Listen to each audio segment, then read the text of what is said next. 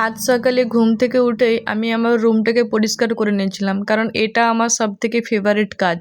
যে রুম বলো বা রুমের চারিপাশটা পরিষ্কার করে রাখাটা। অনেকে হয়তো মানে বলে যে এত বারবার পরিষ্কার করার কী আছে, কিন্তু আমার মনে হয় না।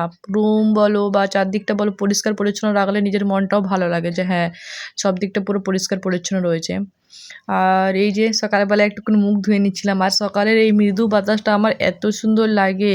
যেদিনে হয়তো কিছু কারণে হয়তো লেট করে উঠি, সেদিনে আমার একদম মেজাজটা খারাপ থাকে। আর যেদিনে অনেক ভোর ভোর সকাল সকাল উঠি, সেদিনে তো আমার খুব ভাল লাগে। বিশেষ করে এই যে সকালের যে স্নিগ্ধ বাতাসটা শরীরে নিই, আমার খুব ভাল লাগে। আর আমি এই ছাদে হাঁটাহাঁটি করে নিচ্ছিলাম আর ব্রাশ করে নিচ্ছিলাম, কারণ আজকে আমি গ্রাউন্ডের দিকে যাইনি এক্সামের কারণে। কারণ এক্সাম ছিল, তাই পড়াশোনা করতে হচ্ছিল।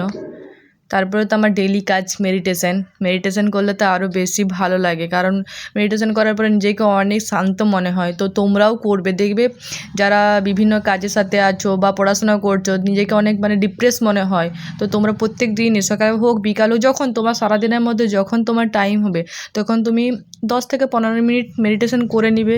দরকার হলে তুমি মোবাইলে মেডিটেশনের কিছু মিউজিক বা কোনো কিছু চালিয়ে নেবে। আমি যেমন মানে আমার কনসেন্ট্রেশন নষ্ট হয়ে যায় বলে আমি মিউজিক চালিয়ে নিই, তারপরে মেডিটেশন করি, তো খুব ভালো লাগে।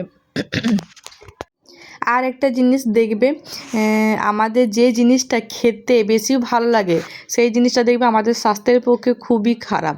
এই যেমন আজকে সকালে আমি বানিয়ে নিয়েছিলাম চাউমিন, কিন্তু এই চাউমিন বলো, ফুচকা বলো, আরও আদার্স যে ফাস্টফুডগুলো আছে, সেগুলোর প্রতি আমাদের আকর্ষণ অনেক বেশি, কিন্তু সেগুলোর থেকে আমরা কোনো পুষ্টিও পাই না বা আমাদের শরীরের পক্ষে ভালোও নয়।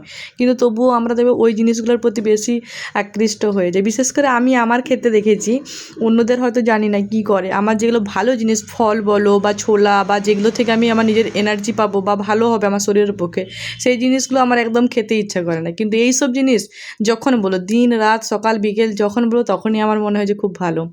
তারপর তো আমি আমার মায়ের জামা কাপড়গুলো কেচে নিয়েছিলাম, কেচে পরে শুকাতে দিচ্ছিলাম।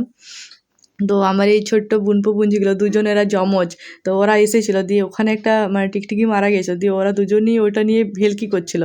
আর আমি ওদেরকে বলছিলাম যে হ্যাঁ, ওটা টিকটিকিটা মারা গেছে, তো ওরা তাই জন্য দাঁড়িয়ে দাঁড়িয়ে দেখছিল। খুব সুন্দর। আমি ভাবি যে এই ছোট বয়সটাই খুব মানে এনজয়ের টাইম। বড় হওয়ার সাথে সাথে আমাদের কত ডিপ্রেশন, কত কিছু আসে মাথার মধ্যে।